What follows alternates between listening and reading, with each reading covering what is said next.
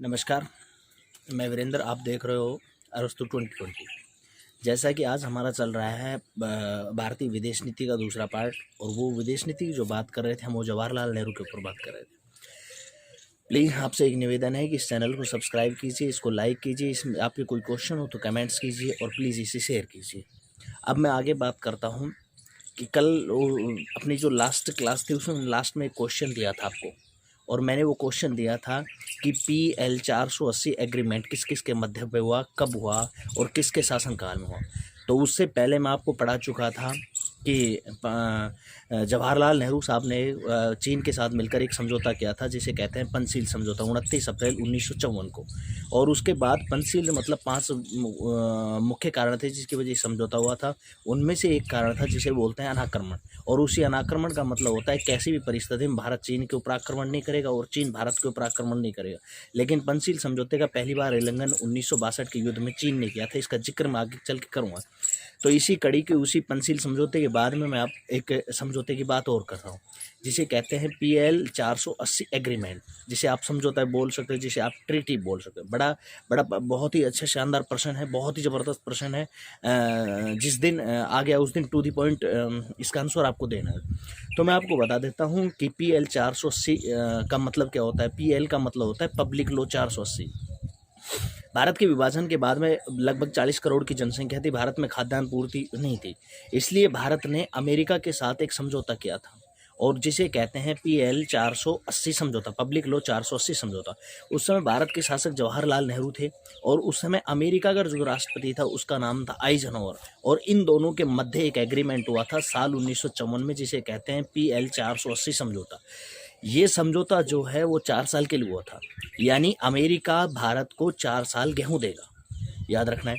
उसके बाद में 4 साल के बाद में इस समझौते को और भी बढ़ा दिया गया था सिर्फ 1 साल के लिए 1965 के युद्ध के बाद। हालांकि 1961 में ये शुरू हुआ था, 1965 के युद्ध के समय अमेरिका ने ये गेहूं भारत को देना बंद कर दिया था। तो ये 480 PL 480 एग्रीमेंट है। अब मैं इस 480 एग्रीमेंट में एक बात और आपको बता देता हूँ कि जिस समय मैंने आपको लास्ट वीडियो में बताया कि द्वितीय विश्व युद्ध के बाद में शीत युद्ध चल रहा था, भारत किसी भी गुट में शामिल नहीं हुआ और अमेरिका गुट में शामिल हो गया था पाकिस्तान। इसका सीधा अर्थ है कि अमेरिका का खास दोस्त बन चुका था कौन? पाकिस्तान। इस हमारा दुश्मन है पाकिस्तान, इसका मतलब हमारा दुश्मन पाकिस्तान तो उसका दोस्त भी हमारा दुश्मन ही है। इसलिए अमेरिका ने एक प्लान तैयार किया, और अमेरिका ने क्या प्लान तैयार किया कि ये जो PL 480 गेहूँ था इसमें अमेरिका ने एक घास मिला दी, और उस घास को आज आप भी जानते हो, मैं भी जानते हूँ, आपके बारे में उनके बारे में बता रहा हूँ। जिस घास को एक नाम से जानते हैं जिसे कहते हैं पोर्थेनियम घास। आप उस घास को कांग्रेस घास भी बोल सकते हो, बोल सकते नहीं, उसका नाम ही कांग्रेस घास है। अब आपके दिमाग में एक सवाल चलता होगा कि जो गेहूं में मिलाकर उन अमेरिका ने जो घास भेजी थी वो घास के कितने नुकसान है, उसका नाम कांग्रेस क्यों रखा गया है? उसके 2 कारण हैं उस कांग्रेस नाम रखने के लिए। पहला फर्स्ट कारण ये है क्योंकि उस समय भारत में कांग्रेस का राज था, पहला कारण है। दूसरा कारण उसे कांग्रेस घास इसलिए कहते हैं क्योंकि अमेरिका की संसद ने वो प्रस्ताव पास किया था कि भारत को गेहूं बेच दिया जाए PL 480 गेहूं, याद रखना है। और अमेरिका की संसद को भी हम किस नाम से जानते हैं? कांग्रेस के नाम से जानते हैं। तो ऐसी स्थिति में इस पोर्थेनियम घास और इसको कांग्रेस घास इस वजह से नाम से जाना जाता है। चलो मैं आगे चलता हूँ। ये घास अमेरिका के पीछे, अमेरिका को भारत के गेहूं मिलाने के पीछे कारण क्या है? इस घास से 3 बड़े अच्छे बुरे काम होते हैं। कौन कौन से काम होते हैं? एक तो इस घास से भूमि बंजर हो जाती है, दूसरा इससे लोगों में एलर्जी हो जाएगी और दमा की बीमारी हो जाएगी। आप प्लान देखिए कितना खतरनाक था। और भारत ने PL 480 गेहूं वो खाए हैं जो अमेरिका में जानवर भी नहीं खाते थे। ये तो PL 480 एग्रीमेंट की कुछ बातें थी। उसके बाद हम भारत के वैज्ञानिकों ने बड़ा अच्छे दृष्टिकोण, दिव्य दृष्टिकोण अपनाते हुए और उस घास के ऊपर कुछ कंट्रोल किया। ये घास मिलते है कहाँ, मैं आपको बता देता हूँ। जब अपन गेहूं की बुआई करते हैं तो गेहूं जब बड़ा होता है तो गेहूं के साथ साथ एक घास बढ़ती रहती है। जैसे गेहूं बढ़ता रहता है जैसे ही घास बढ़ती रहती है। और याद रखना है जब गेहूं बड़ा हो जाता है तो वो घास एक विकराल रूप लेती है, बड़ा रूप ले लेती है। जिसे अपने जो भी लोग घरवाले जाते हैं वो घरवाले उस घास को पाड़ के और डोल पे डाल के आते हैं, जिसको अपन सामान्य भाषा में कहते हैं रामपाल का। वही रामपाल का पोर्थेनियम घास है और वही रामपाल का कांग्रेस घास है। तो ये याद रखना है, ये मैंने PL 480 समझौता बताया था जो भारत और अमेरिका के बीच में 1954 में हुआ था। ये 4 वर्षीय समझौता था। इसने ये लागू हुआ था 1961 में, और 1965 में भारत पाकिस्तान युद्ध के दौरान लाल बहादुर शास्त्री ने इस समझौते को बिल्कुल बंद कर दिया और गेहूँ भारत में आया ही नहीं। ये याद रखना। ये एक खाद्यान्न आपूर्ति का समझौता था। बाद में इस समझौते को एक नाम और दिया। अमेरिका के नए राष्ट्रपति बने थे जिसका नाम था जॉन कैनेडी। उन्होंने दिया था इसका नया नाम पीस फॉर फूड, यानी शांति के लिए खाद्यान्न। तो इसे आप एक नाम से और भी जानते हो, PL 480 समझौता, और इसे कह सकते हो खाद्यान्न आपूर्ति समझौता भी। अब मैं आगे की तरफ लेके चलता हूँ। तो ये नेहरू का समझौता हो चुका है। अब मैं नेहरू का समझौता नंबर 5 पे बात करता हूँ, और वो समझौता नेहरू कोटले वाला समझौता। नेहरू कोटले वाला समझौता क्या था? साल 1954 में एक समझौता और हुआ था। नेहरू भारत के शासक थे और जॉन कोटले वाला जो शासक था वो श्रीलंका का। तो श्रीलंका और भारत के बीच में एक समझौता हुआ था जिसे कहते हैं नेहरू कोटले वाले समझौता। कई बार बच्चों के सामने सवाल आता है कि नेहरू कोटले वाले समझौते में क्या था। तो इसके इतिहास की बहुत बड़ी कहानी है, और ये कहानी मैं तुम्हें तब बताऊंगा जब मैं तुम्हें देश का प्रधानमंत्री राजीव गांधी पढ़ाऊंगा, क्योंकि राजीव गांधी की जो मौत हुई थी वो लिट्टे नामक उग्रवादी संगठन ने की थी जो तमिलनाडु के थे। और तमिलनाडु के कुछ तमिल लोग आज़ादी से पहले श्रीलंका में चले गए थे। श्रीलंका के ऊपरी हिस्सा है जाफना जिला, जिसमें रहने लग गए थे। उसके बाद श्रीलंका के बौद्ध लोग और तमिल लोगों में सियाली लोग और तमिल लोगों में विरोध हो गया था, और उसी के लिए समझौता था। तो मैं आपको ये पूरा समझौता राजीव गांधी जब पढ़ाऊंगा तो उस समय मैं आपको बताऊंगा। अब इससे आगे मैं एक समझौता और बता देता हूँ जिसे कहते हैं एक नया समझौता। उस जमाने का बड़ा अच्छा फेमस समझौता भी था, और समझौता नंबर 6 था। ये क्या था? नेहरू नून समझौता। ये समझौता हुआ था साल 1958 में 58-59 के बीच में हुआ था ये नेहरू नून समझौता। नेहरू भारत के शासक थे, नून पाकिस्तान के शासक थे। होता क्या है कि विभाजन के समय जो रेड क्लिफ रेखा तैयार की जाती है तो पाकिस्तान के लोग उस रेड क्लिफ रेखा को सही नहीं मानते थे। इसलिए कुछ बस्तियां ऐसी थी जो भारत पाकिस्तान के बीच में थी। ऐसी स्थिति में 1959 में एक समझौता हुआ था जिसे कहते हैं नेहरू और नून समझौता। इस समझौते के तहत नेहरू की बड़ी आलोचना भी हुई थी, क्योंकि इस समझौते के तहत नेहरू ने पश्चिम बंगाल में एक जगह पड़ती है जिसको बोलते हैं बेरूबाड़ी जगह, और वो बेरूबाड़ी जगह इस जवाहरलाल नेहरू जी ने पाकिस्तान को सौंप दी, जिससे पूरे भारत में विरोध भी हुआ था, बहुत ज़बरदस्त विरोध हुआ था। उसके बाद में नेहरू ने इस समझौते को समाप्त किया, इसे ख़त्म किया बीच में।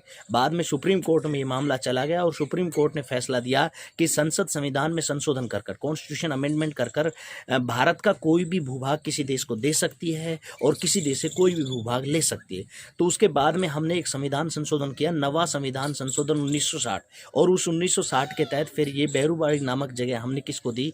पाकिस्तान की दी। तो ये नेहरू नून समझौता था। अब मैं आगे चलता हूँ। इसी दौरान 1958-59 के आसपास में क्या होता है कि तिब्बत, जो मैंने कल आपको पंचशील समझौते के बारे में बताया था, इस दौरान क्या होता है कि चीन तिब्बत के बचे हुए क्षेत्र पर आक्रमण करता है। तो इससे चीन का धर्मगुरु था जिसका नाम था दलाई लामा। वर्ष 1959 में दलाई लामा तिब्बत छोड़ के हिंदुस्तान आ गया, और उसके बाद में ये कहते हैं कि ये दलाई लामा ही भारत और चीन के युद्ध का मेन कारण था। आपको टू दी पॉइंट याद रखना है, कभी ऐसा इंटरव्यू में पूछ लिया जाए कि भारत और चीन के युद्ध का मेन एक कारण बताओ, तो सीमा बॉर्डर डिस्प्यूट मत बता देना, वो तो बहुत बाद की बात है। उससे पहले की यदि मैं बात बता देता हूँ तो दलाई लामा हिंदुस्तान में आया, और उसी हिंदुस्तान में दलाई लामा आने के कारण भारत और चीन के युद्ध का मेन कारण भी बताया जाता है। दलाई लामा इसलिए आ गया क्योंकि वैसे ऐसा लगा था कि चीन की सेना तो उसने कुछ समय में ही पकड़ के घेराबंदी करके और उसे जेल में डाल दी, इसलिए वो बचने के लिए हिंदुस्तान है। आज भी दलाई लामा हिंदुस्तान के अरुणाचल प्रदेश के तुआंग नामक स्थान पर रह रहा है, वहाँ उन्होंने बहुत बड़ा मठ भी बना रखा है। तो याद रखना ये युद्ध का मेन कारण था। उसके बाद मैं आपको एक बात और बता देता हूँ। अब मैं आपको सीधे ले चलता हूँ साल 1962 के युद्ध के ऊपर। पहले तो मैं आपको बता चुका हूँ कि 1962 के जो युद्ध हुआ था वो क्यों हुआ था, वो आपको बता देता हूँ। दलाई लामा हिंदुस्तान आया, चीन दलाई लामा भारत के ऊपर दबाव बनाया था कि भारत कैसे भी करके और दलाई लामा को वापस लौटाए। भारत की हमारी एक हज़ारों सालों से परंपरा है कि हमारे यहाँ जो शरण ले लेता है हम उसे धक्के मारकर नहीं भगा सकते, और कहते हैं 1962 का जो युद्ध हुआ था वो इसी कारण से हुआ था। हम 1962 के युद्ध में बुरी तरह से कैसे हारे, ये एक सच्चाई, ये एक कड़वा सच है। इससे अब आपको बुरा मानने की आवश्यकता नहीं है। उसके पीछे युद्ध हारने का पीछे का एक बहुत बड़ा कारण है, क्योंकि क्या था कि भारत और चीन के बीच में एक नारा चल रहा था, हिंदी चीनी भाई भाई का नारा चल रहा। तो ऐसी स्थिति में जवाहरलाल नेहरू के साथ, हाँ हालांकि उससे पहले एक बात और बता देता हूँ, जवाहरलाल नेहरू के शासनकाल को आशावाद का काल कहा जाता है। वो हर देश से आशा करते थे, कि अच्छी आशा करते थे। ऐसी स्थिति में उसने सेना तैयार नहीं की, रक्षा सामग्री तैयार नहीं की, और 1962 के अक्टूबर के महीने में चीन ने हमारे ऊपर आक्रमण कर दिया। और भारत पूरी तरह से तैयार भी नहीं था, क्योंकि भारत के पास सेना भी तैयार नहीं थी, प्रशिक्षित भी नहीं थे, हमारे पास रक्षा सामग्री भी नहीं थी। इस वजह से हमारी क्या हुई, हार हुई। 1962 के युद्ध में हारने के बाद में नेहरू की बड़ी आलोचना हुई। नेहरू की बड़ी आलोचना हुई कि वो अपने पड़ोसी देशों से हमें सुरक्षित नहीं रख पा रहा है। ऐसी स्थिति में क्या होगा। इस युद्ध के बाद में नेहरू को बड़ा गहरा धक्का लगा, और नेहरू को जब बड़ा गहरा धक्का लगा तो अपोजिशन वाले नेहरू को और भी बड़ी परेशानी में डाल देते हैं। अब होता क्या है कि 1962 के युद्ध के बाद में नेहरू के सामने समस्याएं और बढ़ जाती है, और समस्या अगली क्या आती है कि नेहरू के खिलाफ लाया जाता है अविश्वास प्रस्ताव, नॉन कॉन्फिडेंस मोशन।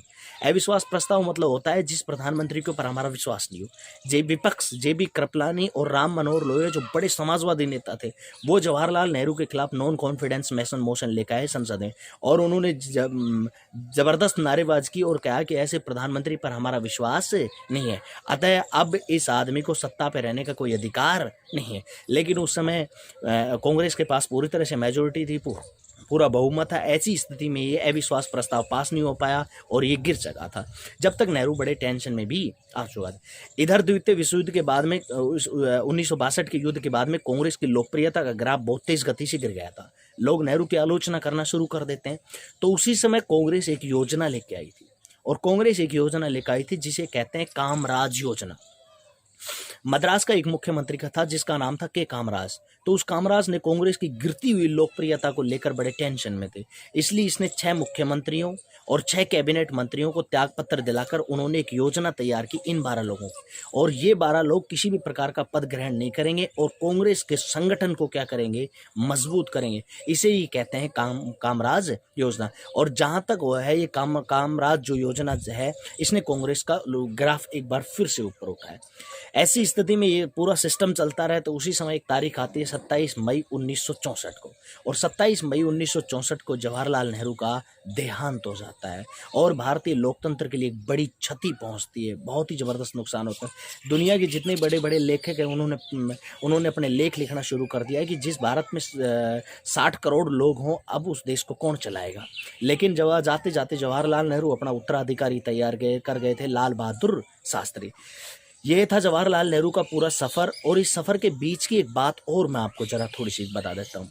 1960 के आसपास में होता क्या है कि भारत और पाकिस्तान के बीच में एक समझौता होता है, जिसे कहते हैं 1960 में 19 सितंबर 1960 को एक समझौता होता है जिसे कहते हैं सिंधु जल समझौता, इंडस वाटर ट्रीटी ट्रीटी होता है, ये समझौता होता है। इसमें क्या होता है कि भारत और पाकिस्तान के बीच में 6 नदियाँ हैं, और ये समझौता कराया था विश्व बैंक ने। 6 नदियां हैं, रावी, व्यास, सतलज, झेलम, चिनाब, और इस प्रकार से ये टोटल जो है ये कितनी नदियां हैं, 6 नदियां। 1960 में जब ये समझौता हुआ और विश्व बैंक ने समझौता कराया, तो विश्व बैंक ने समझौता कैसे कराया कि 3 नदियां इस समझौते के तहत पाकिस्तान को दे दी गई और 3 नदियां हिंदुस्तान को दे दी। 3 नदियां जो पाकिस्तान की तरफ हैं उन्हें कहते हैं पश्चिमी नदियां, और जो हिंदुस्तान के इससे आई थी उन्हें कहते हैं पूर्वी नदियां। तो याद रखना है, बड़ा अच्छा सवाल बन सकता है कि सिंधु जल समझौता हुआ था तो भारत के इससे पूर्वी नदी आई कि पश्चिमी नदी आई। तो याद रखना है, भारत के इससे पूर्वी नदी आई, पाकिस्तान के इससे पश्चिमी। पाकिस्तान की इससे पश्चिमी नदी कौन कौन सी थी? एक झेलम थी, झेलम थी, सिंधु थी और चेनाब थी। ये 3 नदियां पाकिस्तान की इससे गई। उसके अलावा बची हुई जो 3 नदियां थी, एक रावी, एक व्यास और एक सतलज, ये किसके इससे आई थी? भारत के इससे। अब अपने यहाँ एक घटना घटी थी 2016-17 के आसपास में। उस समय पाकिस्तान के लोगों ने हमारे यहाँ पर सैनिकों के ऊपर हमला किया था। तो उस समय प्रधानमंत्री मोदी ने एक नारा भी किया था कि खून और पानी एक साथ नहीं बह सकता, यानी पाकिस्तान के लोग हमारा खून बहाएं और हम पाकिस्तान को क्या दें? पानी दें। इसका मतलब एक समय ऐसी कंडीशन आई थी कि भारत इस सिंधु जल समझौते को तोड़ भी सकता है, मगर पूरे विश्व में भारत की अपनी एक छवि है आज। आज पूरा विश्व भारत को महान गुरु के नाम से, गुरु की दृष्टि से देखता है। इसलिए विश्व बैंक को क्षति ना पहुंचे, इसलिए हम इस समझौते को तोड़ भी नहीं सकते। एक बार फिर से आपसे निवेदन है कि मेरे चैनल को सब्सक्राइब कीजिए, इसे लाइक कीजिए, और आपका कोई भी प्रश्न आपके जहन में आ रहा हो उसे मेरे कमेंट्स में जरूर लिखिए। याद रखना है। Okay, thank you very much. कल करेंगे अपन लाल बहादुर शास्त्री की बात। ओके।